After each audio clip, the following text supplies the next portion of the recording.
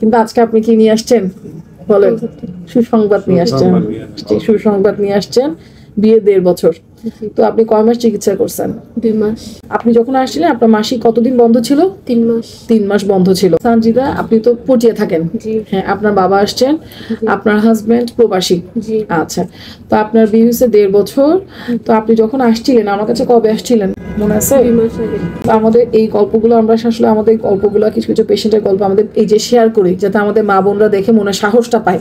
আপনি যখন আসছিলেন আপনার মাসিক কতদিন বন্ধ ছিল? 3 মাস। 3 মাস বন্ধ ছিল।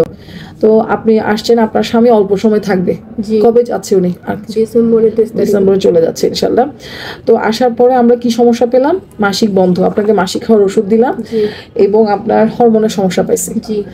এবং জ্বরের রিপোর্টটা কিন্তু ভালো ছিল না, অনেক খারাপ ছিল। কিন্তু আজকে আপনি কি নিয়ে আসছেন বলেন? সুসংবাদ নিয়ে আসছেন। সুসংবাদ নিয়ে আসছেন। বিয়ে 1.5 বছর। তো আপনি কয় মাস চিকিৎসা করছেন? 2 মাস। 2 মাস। তো আমি আসলে আমার পেজে অনেক সময় দিই 2 মাসের চিকিৎসা, 1 মাসের চিকিৎসা।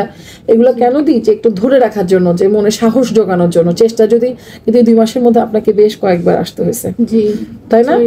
6 বার। 2 মাসের মধ্যে 6 বার কিন্তু অনেক সময়।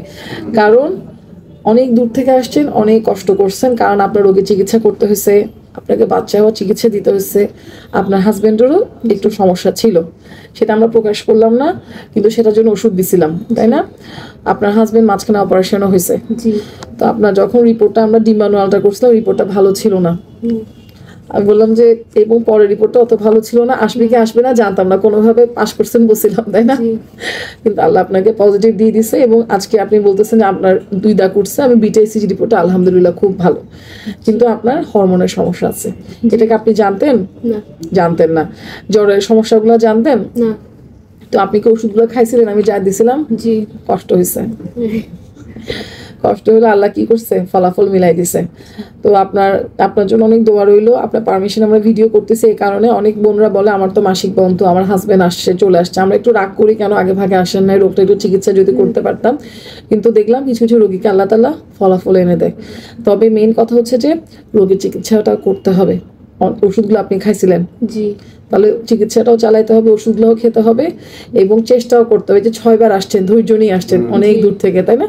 তো এটা হচ্ছে কথা, পরামর্শ। আপনার আমার যে পেজে ভিডিওতে রোগীরা দেখে, ওইসব মা বোনদের জন্য দোয়া করবেন এবং আপনার জন্য দোয়া রইলো। আল্লাহ যেন আপনার সামনের রাস্তাটা সহজ করে দেয়।